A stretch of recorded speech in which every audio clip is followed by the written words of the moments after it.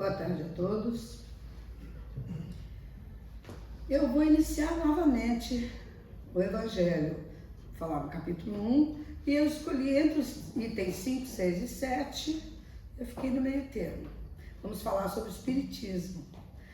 Primeiro que é sempre muito prazeroso falar sobre o Espiritismo, embora o nosso tempo aqui seja curto, mas sempre dá para a gente ter uma ideia, transmitir essa ideia, né? É muito rico de detalhes, é muito rica de detalhes a nossa doutrina, mas o arcabouço dá para a gente passar para vocês. E, passado esse arcabouço, aqueles que se interessam podem se aprofundar muito mais no estudo, né? Então, o Espiritismo é uma doutrina que tem um tríplice aspecto, né? O religioso, o filosófico e o científico. É muito bom que seja o tríplice aspecto, porque principalmente no científico, né? A gente consegue fazer as provas de tudo aquilo que se fala, que se faz dentro do Espiritismo, né? Então, não são balelas, não se joga teorias no ar e todo mundo acredita. Em hipótese alguma, o Espiritismo prova tudo aquilo que ele menciona. Ele é voltado ao aperfeiçoamento moral do homem por meio de ensinamentos transmitidos por Jesus Cristo através do seu Evangelho. Foi comunicado por espíritos a Allan Kardec. Na verdade, as pessoas menos avisadas pensam que o Espiritismo nasceu com Allan Kardec. Claro que não. Ele não colocou as ideias dele em ação. Ele simplesmente foi pegando, né, tudo aquilo que já existia e codificando. O Espiritismo é tão velho quanto o mundo, né? Quanto todas as religiões que nos levam a um ser superior. Essa ideia do ser superior está incutida dentro de cada ser humano. Por quê? Porque nós temos a centelha divina, fomos criados pela divindade. Então é natural que tenhamos essa noção de um ser superior. Então não foi criado por Kardec. O que Kardec fez foi codificar aquilo tudo. Ele botou aquilo tudo que estava espalhado, ele arrumou. É como quando a gente pega uma gaveta toda bagunçada e põe tudo direitinho no lugar. Aí você vai e pega exatamente a peça que você quer até no escuro, não é? Então ele foi codificado em 5 livros, conhecidos como Pentateuco Kardeciano. O primeiro deles, o Livro dos Espíritos, foi lançado em 18 de abril de 1857, lá na França. Ele lançou também o Evangelho, foi o segundo livro, né? O Livro dos Médiuns, Céu e Inferno e a Gênese. E muitos outros depois, claro. Kardec, cujo nome verdadeiro é Hippolyte Léon Denisard Rivail, porque ele era francês, né, gente? Mas ele adotou esse pseudônimo, porque era muito difícil também você falar, Hippolyte Léon, não é, Denisard? Então ele adotou o pseudônimo de Allan Kardec. Como é que ele adotou isso? Ele tomou conhecimento que em uma de suas encarnações ele foi um sacerdote druida, né? E ele tinha esse nome como sacerdote, Allan Kardec. Druida era um dos sacerdotes, né, do povo celta que viveu mais de 3.000 anos no continente europeu. Kardec teve uma de suas encarnações nesse continente e era um druida. Então ele adotou esse nome, esse pseudônimo, e ficou, né, gente? Aliás, até dentro do Espiritismo, tem gente que ainda não sabe que Kardec não era Allan Kardec, mas era Hippolyte, né? E nós temos aqui alguns preceitos básicos que foram instituídos pela doutrina. Então vamos dar uma olhada, né, nessa gama.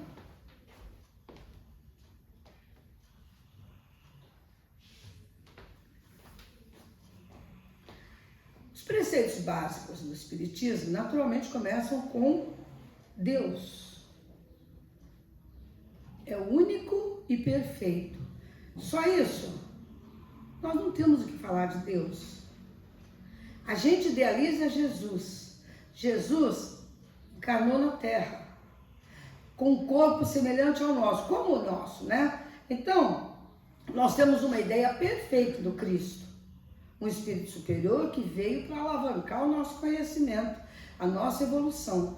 Então nós temos uma ideia perfeita dele. Agora é de Deus. O que dentro da nossa tão incipiente evolução, o que a gente pode falar de Deus? É uma chama? Tem um corpo igual ao nosso? Tem um conhecimento limitado como o nosso? Não dá para dizer nada. Dá só para dizer que ele é único e perfeito.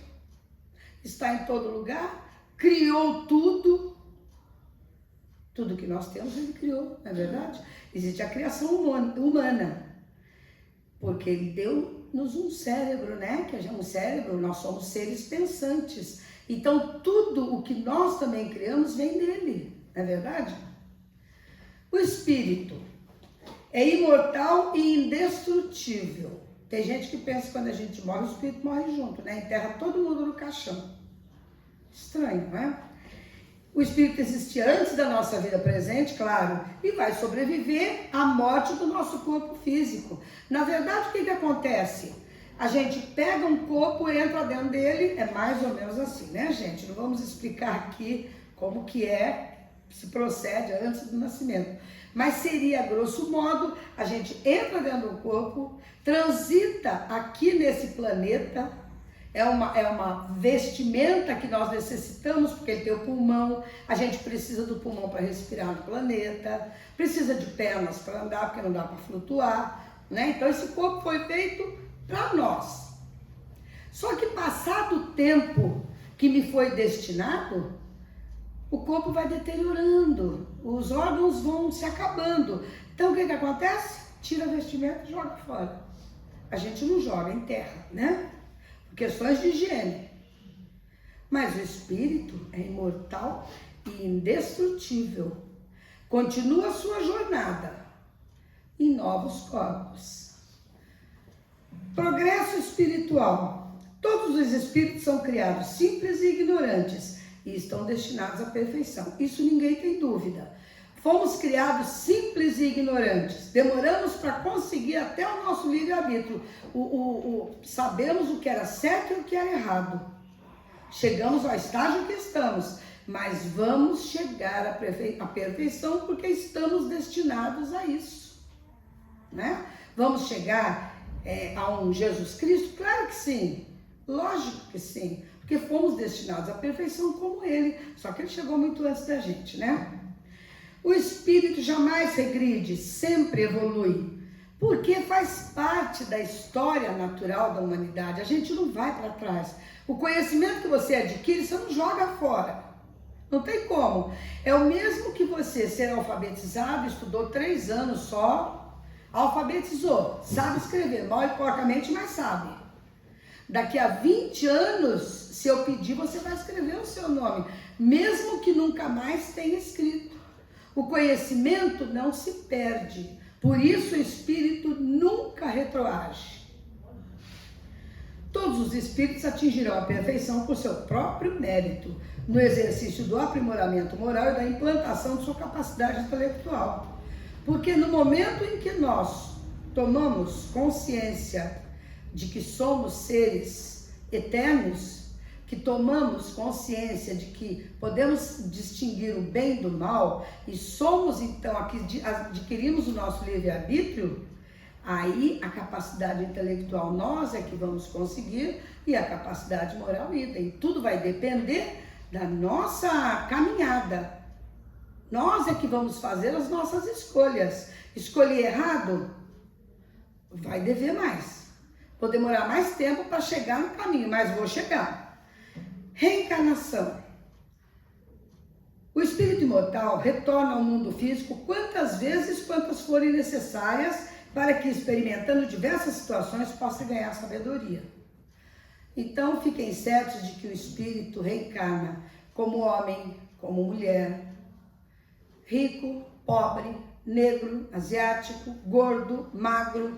Nós passamos por todas as encarnações, de todas as maneiras que nós pudermos, porque eu como homem numa encarnação, eu preciso vir mulher numa outra, porque eu preciso saber como é que aflora o sentimento materno. Como é que eu crio uma vida dentro de mim. Se eu for homem em todas as encarnações, eu jamais vou poder aquilatar esse sentimento. E o espírito, para chegar no ápice da evolução, ele tem que ter todo o conhecimento. Para isso, nós passamos em vários estágios durante as encarnações. Comunicação com os espíritos.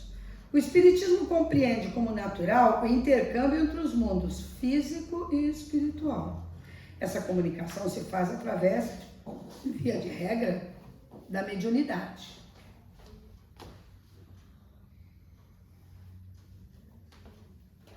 Comunicação com os espíritos é a panagem dos espíritas, né? Então, quem não conhece o espiritismo fala, eles falam com os mortos.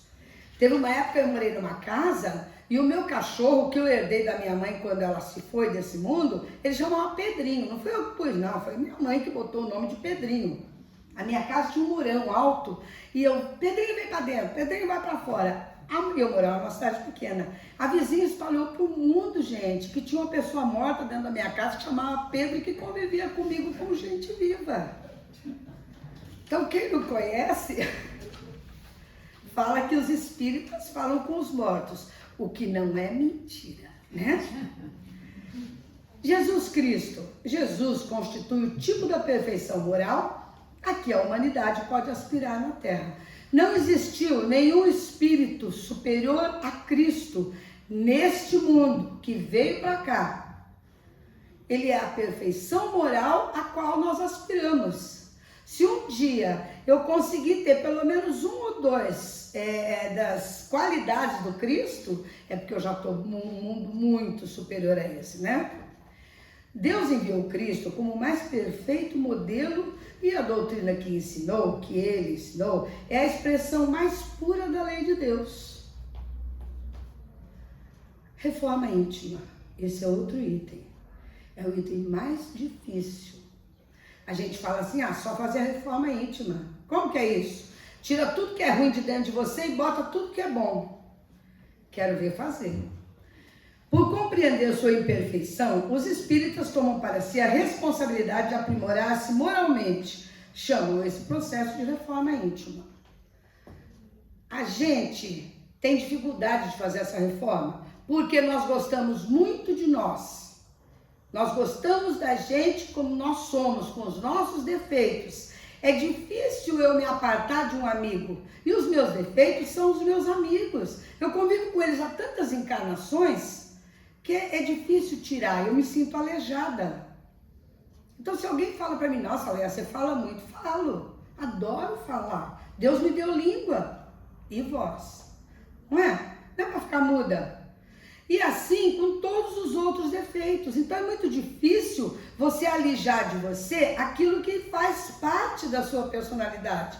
Por isso, a reforma íntima é tão difícil de ser feita, de ser consumada. Nós demoramos muitas encarnações para tirar cada defeito, porque a cada defeito que você tira, nasce naturalmente uma qualidade, que todas elas estão lá, amalgamadas em você. Quando você tira o defeito, ela sobe. É como quando você tira a planta daninha da sua horta, a planta que precisa vir, ela vem com mais força, porque a daninha deixou de sugar as propriedades da terra. Assim somos nós. Quando eu tiro os meus defeitos, as qualidades que eu tenho afloram. Só que isso é um processo bastante demorado. Mas então eu não vou fazer? Claro que eu vou começar. Eu preciso fazer uma autoanálise, preciso ver como eu sou de verdade, porque se eu começar nessa encarnação tentando tirar um defeito, quem sabe eu já consigo nesta. Na próxima eu já venho com um a menos.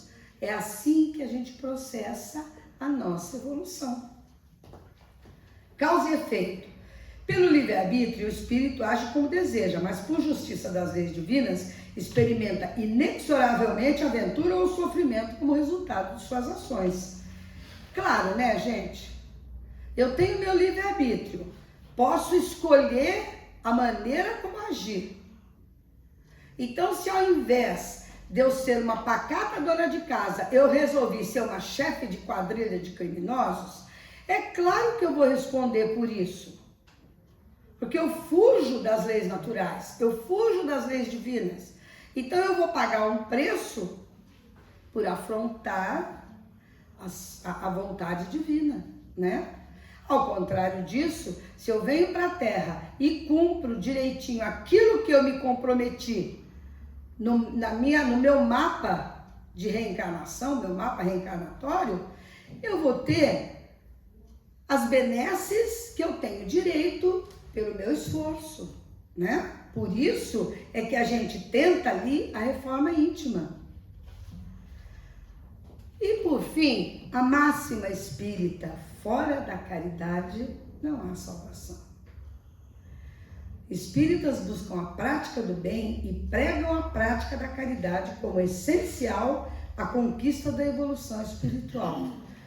Ora, se eu não desenvolver em mim o amor ao próximo, pelo menos a compaixão ao próximo, se eu não tiver vontade de ajudar um irmão em sofrimento, se eu não tiver pena de ver uma criança sozinha, solitária, sofrendo, que tipo de espírito eu estou sendo? Eu preciso desenvolver a caridade em mim. E essa caridade, ela não se reduz à cesta básica. Porque a cesta básica é muito fácil você comprar e dar. A caridade é um amplo espectro. E eu preciso estar inserido em todos eles. Quanto mais eu entender o próximo, quanto mais o meu olhar for caritativo para esse próximo, quanto mais amor eu tiver para doar, mais no caminho certo eu tenho certeza que vou estar. É isso, gente. Muito obrigada.